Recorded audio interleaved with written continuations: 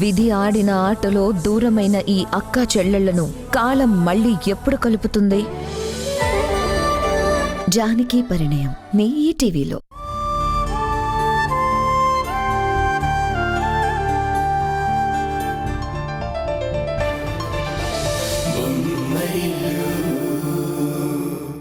ఓం శ్రీమన్మహాగణాధిపతే నమః లక్ష్మీనారాయణాయ నమో నమః మాంగళ్యగౌరీదేవతాభ్యో నమో నమః. హరి ఓం గణానాం త్వా గణపతిగుం హవామహే కవిం కవీనాముపమస్రవస్తవం జ్యేష్ఠరాజం బ్రహ్మణాం బ్రహ్మణస్పద ఆనశృణ్వన్నోతిభిస్సేదసాదనం. శ్రీగురుభ్యో నమః. గురుర్బ్రహ్మ గురుర్విష్ణుః గురుదేవో మహేశ్వరः గురుర్సాక్షాత్ పరబ్రహ్మ తస్మై శ్రీగురవే నమః. సర్వమంగళమాంగళ్యే శివే సర్వార్థసాధికే శరణ్యే త్ర్యంబకే గౌరీ నారాయణ నమోస్తుతే. యా దేవీ సర్వభూతేషు మాతృరూపేణ సంస్థితా నమస్తస్యై నమస్తస్యై నమస్తస్యై నమో నమః. రువారుకమే బంధనాన్ చోర్ముక్షీయమామృతాత్ యా దేవీ సర్వభూతేషు వాక్రూపేణ సంస్థితా నమస్తస్యై నమస్తస్యై నమస్తస్యై నమో నమః. ఓం ప్రణో దేవీ సరస్వతీ వాజే భిర్వాజినీవతి ధీనామవిత్రియవతు గంగా భవానీ గాయత్రి కాళీ లక్ష్మీ సరస్వతి రాజరాజేశ్వరి బాలా శ్యామలా లలితా దశ మహాలక్ష్మీ దేవతాభ్యో నమో నమః. పంతులు గారు, ముహూర్తానికి టైం దగ్గర పడుతోంది, త్వరగా తాళి కట్టించేయండి. అమ్మా, ఇప్పుడు కన్యాదాన సంకల్పం జరుగుతుంది. ఆ తర్వాత కన్యాదానం, అటు పిమ్మట జీలకర్ర బెల్లం, ఇవన్నీ పూర్తయ్యాకే మంగళసూత్ర ధారణ. ప్రతిదీ శాస్త్ర ప్రకారం జరగాలి కదా, మీరలా తొందర పెట్టకూడదు.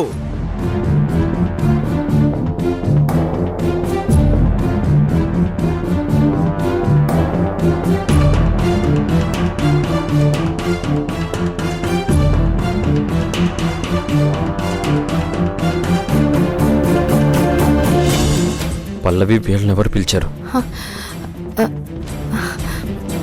నేను మీతో చెప్పాను కదా, వీళ్ళ అమ్మాయి నిషా నా స్నేహితురాలని.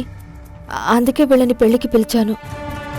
పెళ్లికి వచ్చిన మిగతా వాళ్ళతో నాకు సంబంధం లేదు. మీ వదిన మేఘన దగ్గర నుంచి అనిల్ శ్రీనిధి వరకు అందరినీ ఉషా అక్కే పిలిచింది.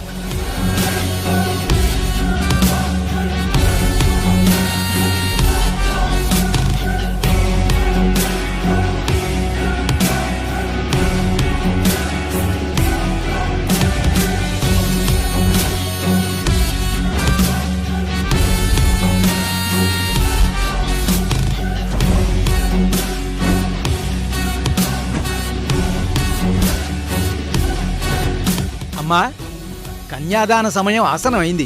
కన్యాదానం చేయడానికి పెళ్లి కూతురు తల్లిదండ్రులు మండపంలోకి రావాలి. పిలవండి.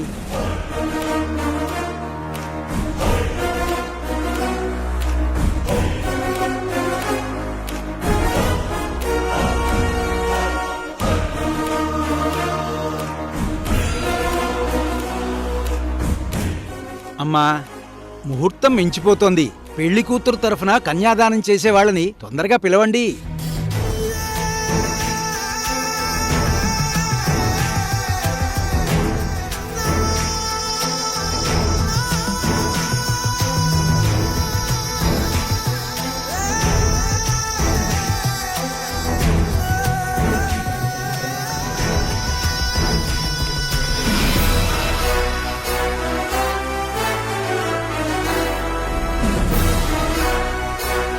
పంతులు గారు, ఇప్పుడు ఫార్మాలిటీస్ అన్ని అవసరం అంటారా? ఏమంటున్నారమ్మా? కన్యాదానం అనేది పెళ్లిలో ఖచ్చితంగా జరిపించాల్సిన తంతు. ఇది ఆచారం మాత్రమే కాదు, శాస్త్రం.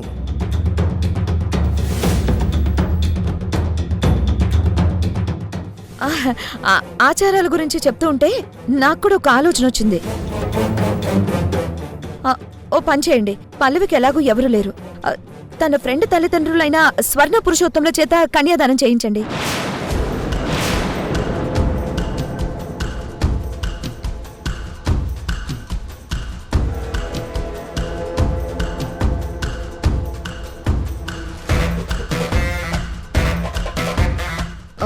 వాళ్ల చేత కన్యాదానం చేయిస్తే మీరు చెప్పినట్టు మన ఆచారాలు ధర్మం పాటిస్తూనే పెళ్లి జరుగుతుంది.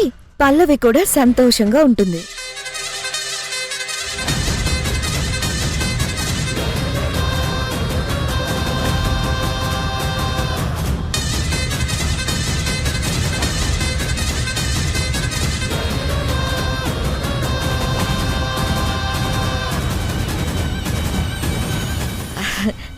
ఏం పర్వాలేదు. స్వర్ణ గారు, పురుషోత్తం గారు రండి.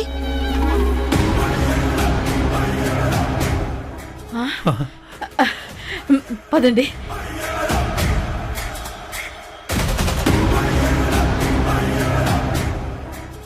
ఆగండి.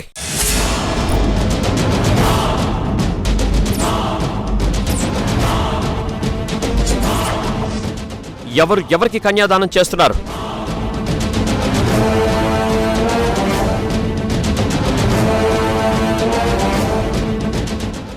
ఏమైంది కిరణ్? పంతులు గారు ఆచారం అన్నారు కదా, అందుకే వాళ్ళని రమ్మన్నాను. ఆచారాల కోసం ఆత్మగౌరవాన్ని పక్కన పెట్టే మనిషిని కాదు నేను. పల్లవికి ఎవరూ లేరనేది వాస్తవం. అలాంటప్పుడు ఎవరో ఒకరిని తీసుకొచ్చి తన తల్లిదండ్రులు అని చెప్పి కన్యాదానం చేయించడం నాకిష్టం లేదు.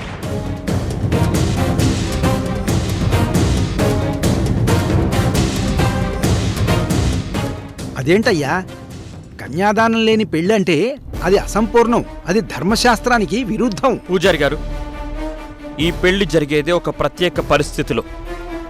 ఇక్కడ ధర్మశాస్త్రం కన్నా నేను పల్లవికి ఇచ్చిన మాట ముఖ్యం. పల్లవికి సొంత తల్లిదండ్రులు లేనప్పుడు ఎవరో వచ్చి చేస్తే అది కన్యాదానం ఎలా అవుతుంది?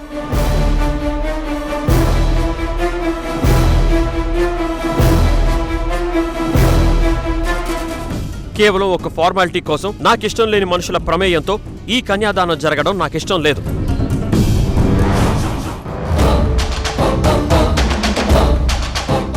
చాలు కిరణ్ గారు, ఇప్పటికే నా పరిస్థితి ఊరంతా తెలిసింది. ఎప్పుడు దాన్ని అగ్ని సాక్షిగా ఇంకా అవహేళన చేయకండి. పల్లవి, నేను చెప్పేది అర్థం చేసుకో. ఎవరో తెలియని వాళ్ళు నీకు కన్యాదానం చేయడం ఏంటి? ఆ మాటే నా గుండెని కోసేస్తుంది కిరణ్ గారు. అవును, నేను ఎవరూ లేని ఒంటరి ఆడపిల్లను. నాకు అమ్మ నాన్న లేరు. కానీ నా కడుపులో పెరుగుతున్న ఈ బిడ్డ అలా కాదు కదా.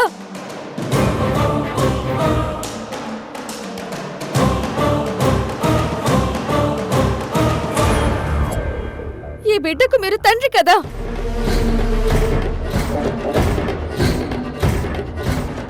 ఒక తండ్రిగా ఈ బిడ్డకు మీరిచ్చే మొదటి కానుక సాంప్రదాయాలు పాటించిన పెళ్ళేనా?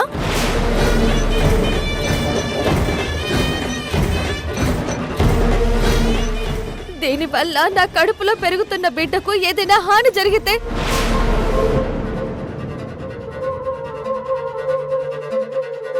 పల్లవి, నేను చెప్పేది నువ్వు అర్థం చేసుకోవడం లేదు. మీరే అర్థం చేసుకోవట్లేదు.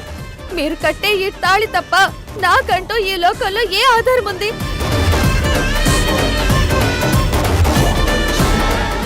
ఈ తాళి కూడా 10 మంది సాక్షిగా పద్ధతి ప్రకారం నా మెడలో కట్టకపోతే నాకు ఈ పెళ్లికి ఉన్న విలువేంటి? తూతూ మంత్రంగా నాకు తాళి కట్టడం కాదు కిరణ్ గారు. నాకు గౌరవం కావాలి.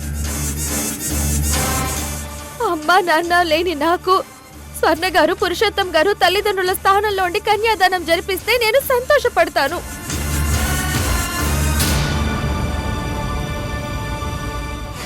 అది నా కడుపులో పెరుగుతున్న మీ బిడ్డకు కూడా మంచిది.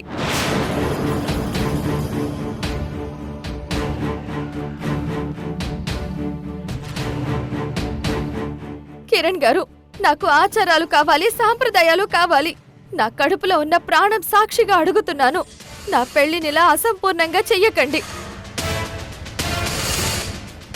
కన్యాదానం జరిగితేనే అది నాకు పెళ్లిలా అనిపిస్తుంది. లేదంటే అది కేవలం ఒక ఒప్పందంలా మిగిలిపోతుంది. మీకు నా మీద అభిమానం ఉంటే, నా బిడ్డ మీద ప్రేమ ఉంటే పంతులు గారు చెప్పినట్టు ఆ కార్యక్రమం జరగనివ్వండి. నా కోసం కాకపోయినా మన బిడ్డ కోసం జరిపించండి.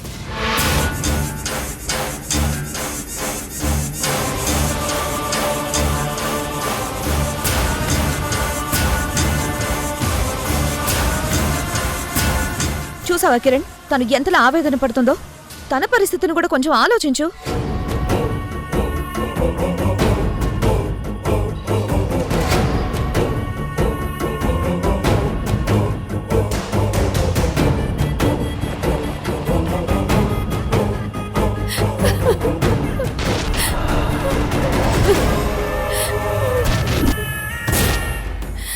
ఏవండి, పల్లవి అడిగిన దాంట్లో కూడా న్యాయం ఉంది. పద్ధతి ప్రకారం పెళ్లి చేసుకుంటాననే కదా మీరు తనకి మాటిచ్చింది. ఇప్పుడు వెనకడుగు వేస్తే ఎలా?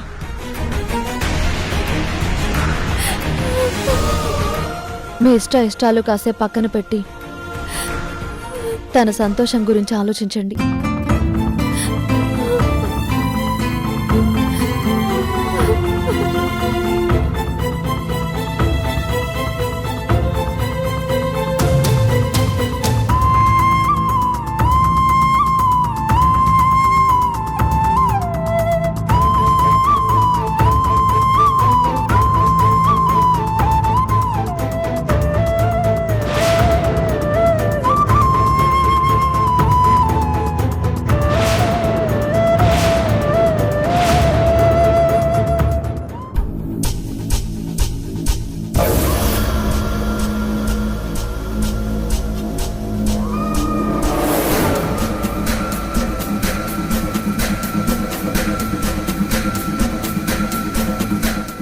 పల్లవి కూర్చో.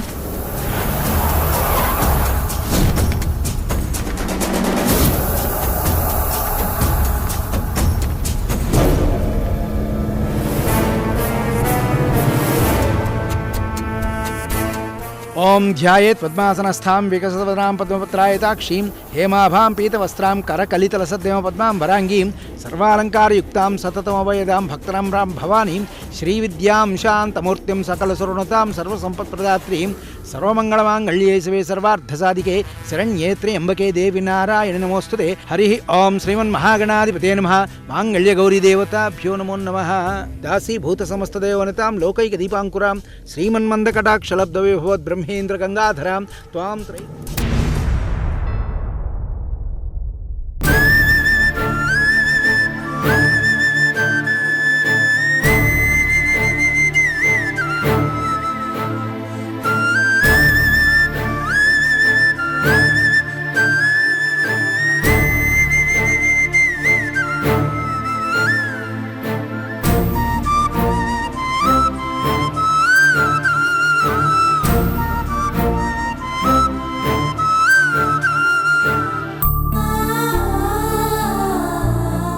ఈ పాటికక్కడ పెళ్లి తంతులు మొదలై ఉంటాయి.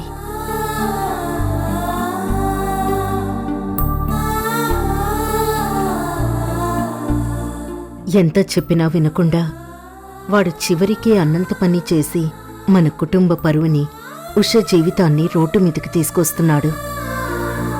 అక్కడ ఉష పరిస్థితి తలుచుకుంటుంటేనే గుండె తరుక్కుపోతుంది అత్తయ్య. ఉష కష్టం పగ వాళ్ళకు కూడా రాకూడదు. ఈ టైంలో తరుణనే ఉండుంటే ఏదో ఒకటి చేసి ఈ పెళ్లిని ఆపేవాడు. ఉషా వదిన జీవితాన్ని కాపాడేవాడు.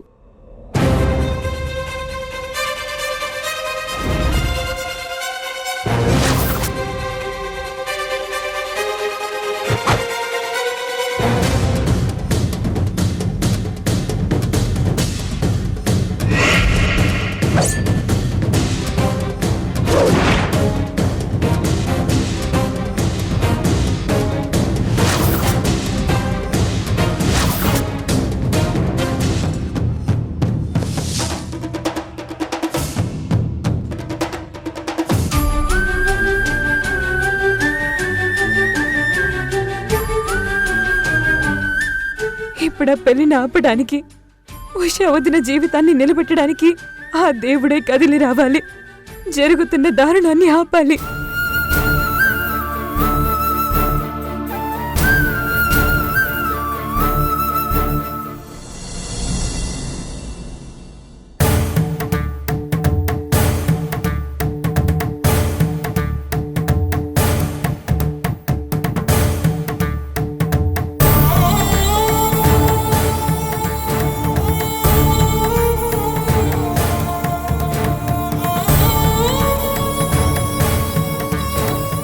స్వామి, నా కోడలు ఉషా కాపురాన్ని పల్లవి అనే ఆ విషనాగు కోరల నుండి కాపాడమని ఒకరోజు నిన్ను వేడుకున్నాను. నా కొడుకు చేసిన తప్పులను మంచితనంతో మన్నించకుండా ఉండేలా నా కోడలు మనసు మార్చమని నీకు నా మనసారా మొరపెట్టుకున్నాను. అప్పటి నా బాధని ఇప్పటికీ నువ్వు ఆలకించలేదని నాకు అర్థమవుతుంది.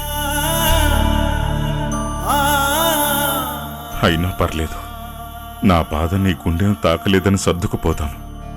కానీ ప్రతి నిత్యం నిన్ను ఆరాధించే నీ భక్తురాలు ఉష కళ్ళల్లోని కన్నీళ్లను, గుండెల్లో బాధను, నవ్వుల్లో దుఃఖాన్ని నువ్వెందుకు అర్థం చేసుకోలేదు? చిన్న కోడలుగా నా కుటుంబంలో అడుగుపెట్టి నా ఇల్లును స్వర్గంలో మార్చిన దేవతకు ఎందుకిన్ని కష్టాలు? అందరి మంచి కోరే ఉషకి ఎందుకిన్ని బాధలు? అసలు ఉషకి ఇన్ని పరీక్షలు పెడుతున్నా నువ్వు నా కొడుకు కిరణ్ చేస్తున్న అన్యాయాన్ని ఎందుకు ఆపలేకపోతున్నావు? ఉషా వాడి మీద చూపిస్తున్న ప్రేమను, నమ్మకాన్ని తొక్కేస్తున్న వాడికి ఎందుకు బుద్ధి చెప్పకుండా విడిచిపెడుతున్నావు? బొమ్మరిల్లు లాంటి నా కుటుంబం మీద హాయిగా ప్రకాశించే చంద్రకాంతి నా కోడలు ఇక ఈ రోజు నుంచి ఆ వెన్నెల చీకటిగా మారి చిన్నబోతుంది. అసలు దేవత లాంటి ఉష గురించి ఎంత చెప్పినా మాటలు చాలవు.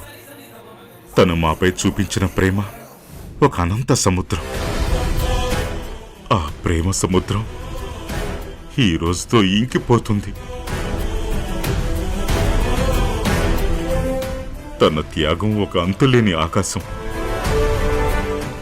ఆ ఆకాశాన్ని ఈరోజు చీకటి కమ్ముకుంటుంది. మా ఇంటికి ఒక దారి చూపించిన ఉష పూలబాటలో నడవాల్సింది. కానీ ఎందుకు నువ్వు తనని ముళ్లధరలో నడిపిస్తున్నావు? తన బాధ చూస్తుంటే నా గుండె రగిలిపోతుంది. నేనేం చేయలేకపోతున్నాననే వేదన నన్ను దహించి వేస్తుంది.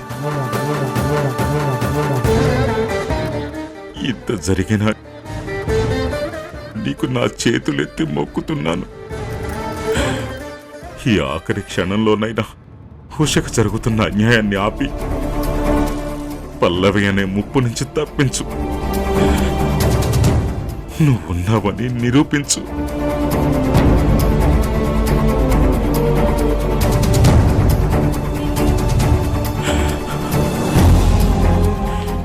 తేజ,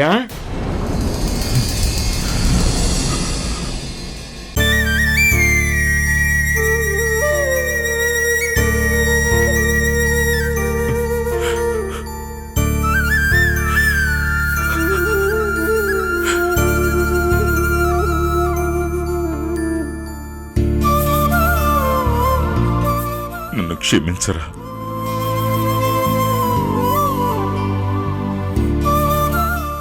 ఉషకి జరుగుతున్న అన్యాయాన్ని ఆపలేక చేతకాని వాడిలా చేతులు కట్టుకుని కూర్చోవలసిన పరిస్థితిలో ఉన్నాను. ఈ పెళ్లిని ఆపే అధికారం నాకు లేదు. అలాగని అక్కడికి వెళ్లి ఉష కళ్ళల్లోకి చూసే ధైర్యం కూడా లేదు. కొడుకుని భయపెట్టి పెళ్లిని ఆపలేక బాధతో దేవుణ్ణి మొక్కుకుంటున్నారా? ఎలాగైనా ఈ పెళ్లిని ఆపమని. నువ్వెందుకు నా క్షమాపణలు కోరుతున్నావు? నువ్వేం తప్పు చేశావని ఎంత బాధపడుతున్నావు? అసలు ఉష గురించి బాధపడాల్సింది నువ్వు కాదురా, మేము.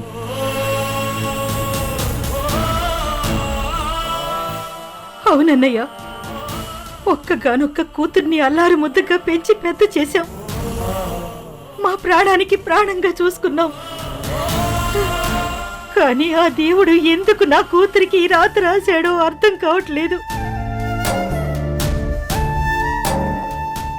ఏ తప్పు చేసిందని ఈ బాధలకు బలి చేస్తున్నాడో అర్థం కావట్లేదు.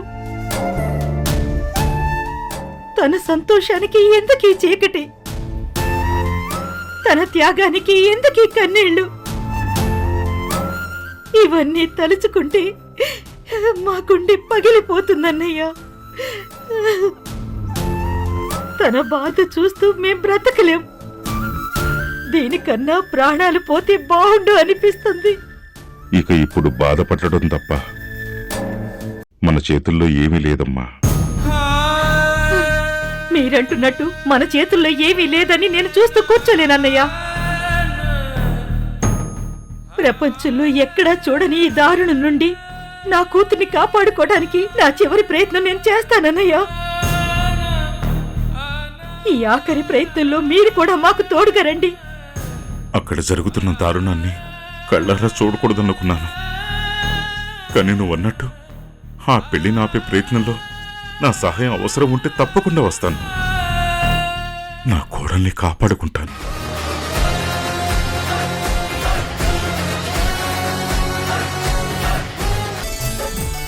ప్రార్థన నమస్కారాన్ సమర్పయామి. వాగర్థాయో సంపృక్త వాగర్థ ప్రతిపత్తయే జగతః పితరౌ వందే పార్వతీ పరమేశ్వరౌ. ఓం త్రయంబకం యజామహే సుగంధిం పుష్టివర్ధనం రువారుకమేవ బంధనాన్క్షోర్ముక్షీయమామృతాత్ యా దేవీ సర్వభూతేషు వాక్రూపేణ సంస్థితా. నమస్తస్యై నమస్తస్యై నమస్తస్యై నమో నమః. మొత్తానికి మేం కోరుకున్నట్టుగా మా కూతురు పెళ్లి మా చేతుల మీదుగా జరుగుతోంది.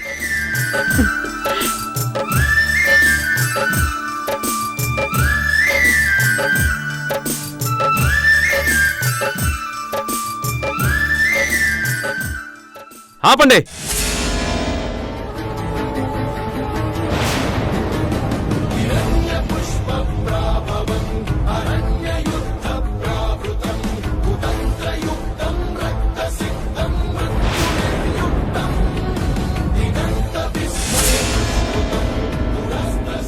పెళ్లి మండపం దగ్గరికి వచ్చే వరకు ఎదురు చూశాను మీరు మారతారని.